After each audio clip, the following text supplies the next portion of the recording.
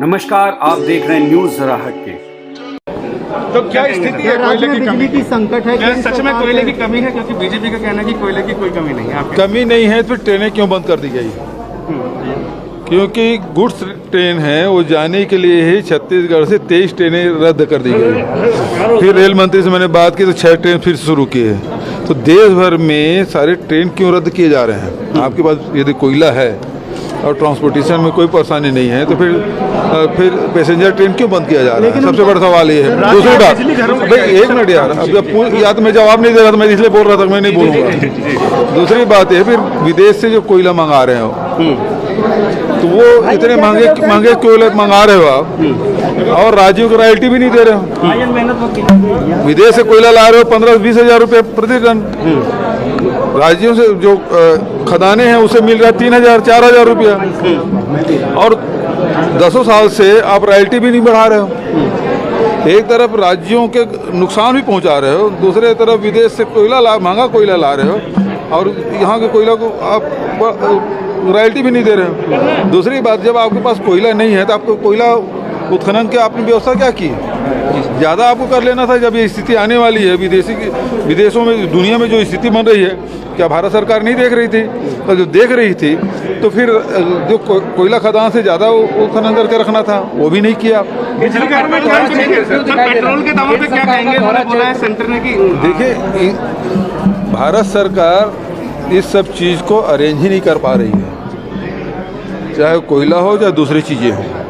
खाद की बात करें, डीएपी भी उपलब्ध नहीं करा पा रहे किसानों को, और अब बिजली भी उत्पादन नहीं कर रहे हैं। अब दूसरी बात ये है कि ये तो पावर सेक्टर की बात है, जो दूसरे सेक्टर है उसमें कोयला आप पूर्ति बिल्कुल बंद कर दिए हैं। जी सर। तो इससे औद्योगिक जो उत्पादन है वो प्रभावित होगा।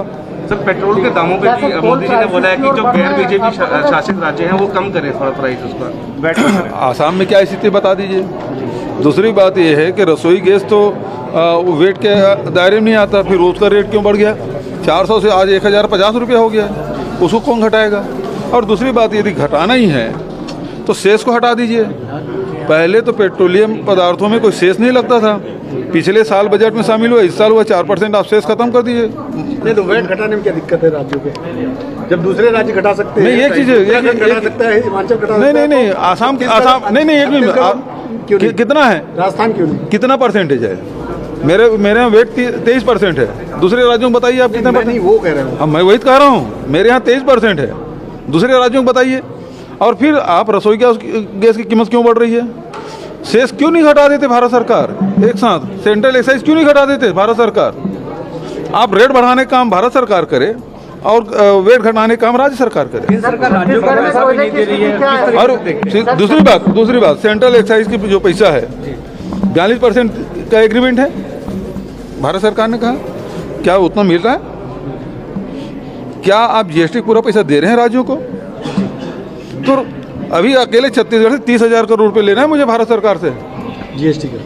जीएसटी है, सेंट्रल एक्साइज है, और जो कोयला के जो पेनाल्टी रॉयल्टी लगी है, सुप्रीम कोर्ट के जो फैसले के बाद जो पेनाल्टी जो कैप्टिव माइंस पे लगी थी वो 4,140 करोड़, वो मुझे लेना है, मैं मांग रहा हूँ। जबकि कोई भी जो रॉयल्टी है वो राज्य सरकार का होता है, और यदि रॉयल्टी पेनाल्टी लगा है वो भी राज्य सरकार का है, और भारत सरकार रखी हुई सुप्रीम कोर्ट के आदेश के बाद।